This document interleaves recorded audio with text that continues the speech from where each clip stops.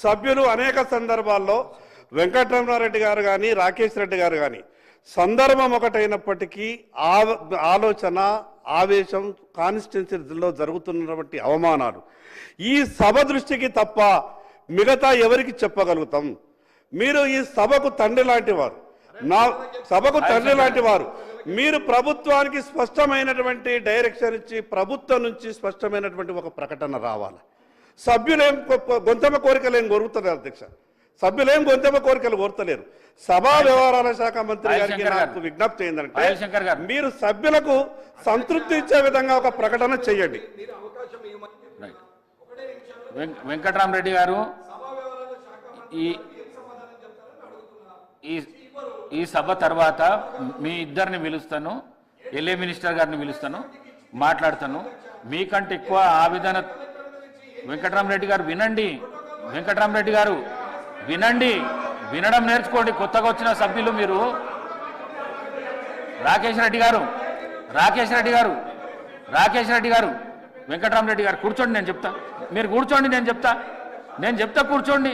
మీరు కొత్తగా వచ్చిన సభ్యులు ఈ విధంగా సభల అమర్యాద పరిచయం. మీరు కూర్చోండి, కొత్తగా వచ్చిన నేర్చుకోండి. నేను చెప్తా కూర్చోండి. మీరు కూర్చోండి, నేను చెప్తా. వెంకటరామరెడ్డి గారు కూర్చోండి, మీరు కూర్చోండి, నేను చెప్తా. మీరు కూర్చోండి. వెంకటరామరెడ్డి గారు, రాకేష్ రెడ్డి గారు ప్లీజ్ కూర్చోండి.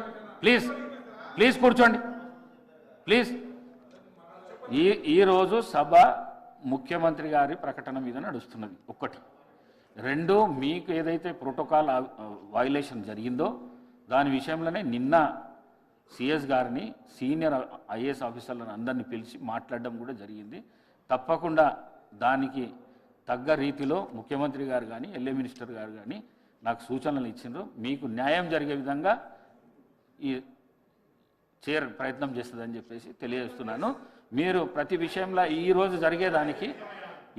జరిగేది ఏదైతే ఉన్నదో ప్రత్యేకంగా ముఖ్యమంత్రి స్టేట్మెంట్ మీద ఏదన్నా మీకు క్లారిఫికేషన్స్ ఉంటే ఇవ్వండి, లేకపోతే వినండి దయచేసి. ప్లీజ్. వేముల వీరేశం గారు, గౌరవ సభ్యులు వేముల వీరేశం గారు. ధన్యవాదాలు అధ్యక్ష. ఈ చారిత్రాత్మకమైనటువంటి ఈ రోజులో గౌరవ మాతృమూర్తి సోనియా గాంధీ గారికి ఈ సభ తరపున జన్మదిన శుభాకాంక్షలు తెలియజేస్తున్నా అధ్యక్ష. అధ్యక్ష,